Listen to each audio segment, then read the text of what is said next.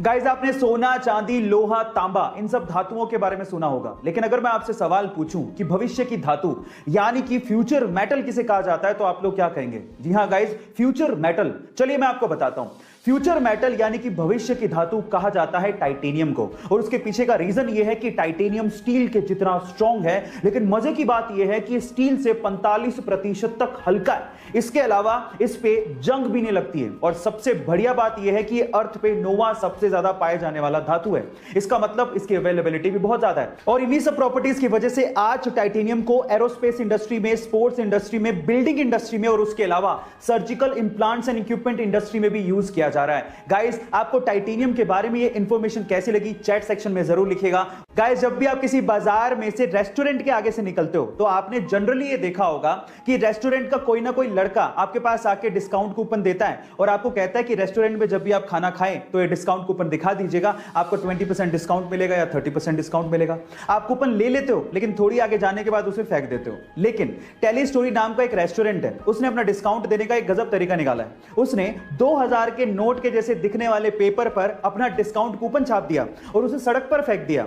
अब लोग क्या करते हैं, लोग 2000 के नोट जैसा पेपर देख के उसे उठा लेते हैं, और जैसे उसे खोलते हैं तो उसमें लिखा होता है, कांग्रेचुलेशंस, आपको 20% डिस्काउंट मिलेगा अगर आप होटल में जाके खाओगे तो गाइस, कहां हम लोग डिस्काउंट कूपन फेंक देते हैं, लेकिन यहां पर इन दिस केस मार्केटिंग इतनी जबरदस्त है कि लोग जमीन से उठा के डिस्काउंट कूपन को पढ़ रहे हैं। कोरोना की सिचुएशन में आपने बार बार ऑक्सीजन के सिलेंडर के बारे में जरूर सुना होगा, और अगर आपने ध्यान से देखा है तो ऑक्सीजन के सिलेंडर का कलर भी फिक्स होता है। उसकी बॉडी ब्लैक होती है और उसका शोल्डर व्हाइट होता है। ऐसी किसी हरे, नीले, पीले सिलेंडर में ऑक्सीजन नहीं भरी जाती।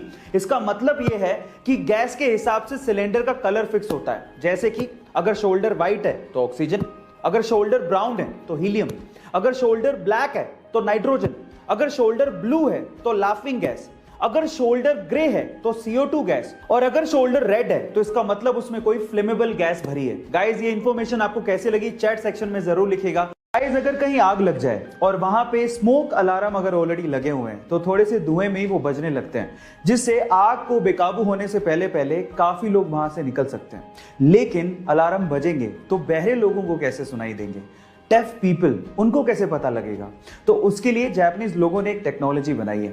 उन्होंने ऐसे स्मोक अलार्म बनाए हैं जिससे आग लगने के बाद उस स्मोक अलार्म में से वसाबी स्मेल वेपराइज होने लगती है। वसाबी एक तीखा मसाला टाइप स्मेल होती है जो कि नाक में चढ़ जाती है।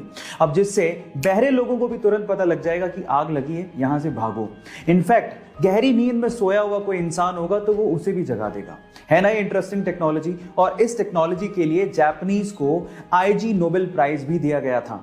यहाँ 15 साल की उम्र में बच्चों को यह तक नहीं पता होता कि उन्हें जिंदगी में करना क्या है, वहीं 15 साल की छोटी सी उम्र में भारतीय मूल की अमेरिकन गीतांजलि राव ने कुछ ऐसा कर दिखाया है जिसे सुनने के बाद आपको भी प्राउड फील होगा।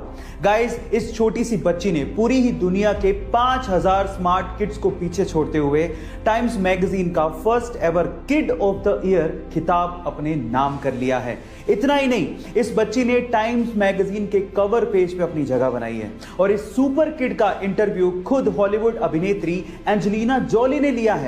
गाइस, इतनी छोटी सी उम्र में ये बच्ची एक साइंटिस्ट और एक इन्वेंटर है, और इसने हाल ही में एक ऐप डेवलप किया है जो आपको साइबर बुलिंग से बचाता है। सो गाइस, इस सुपर किड के लिए एक हार्ट तो बनता है। आप में से बहुत सारे लोग हेल्थ कॉन्शियस होंगे और उसके लिए वो सुबह शाम जॉगिंग भी करते होंगे, लेकिन पूरी दुनिया में एक देश ऐसा है जहां पर जॉगिंग करना गैर कानूनी है। इसका मतलब यह है कि अगर आप जॉगिंग करते पकड़े गए तो आप लोगों को जेल में डाल दिया जाएगा। जी हां, और वो देश है पूर्वी अफ्रीका का बुरुंडी देश, जहां के राष्ट्रपति ने सन 2014 में जॉगिंग को गैर कानूनी करार दे दिया था, और उसके पीछे की वजह यह बताई थी कि जॉगिंग की आड़ में बहुत सारे लोग असामाजिक गतिविधियां करते हैं। आपका इसके बारे में क्या ख्याल है चैट सेक्शन में लिखना मत भूलिएगा।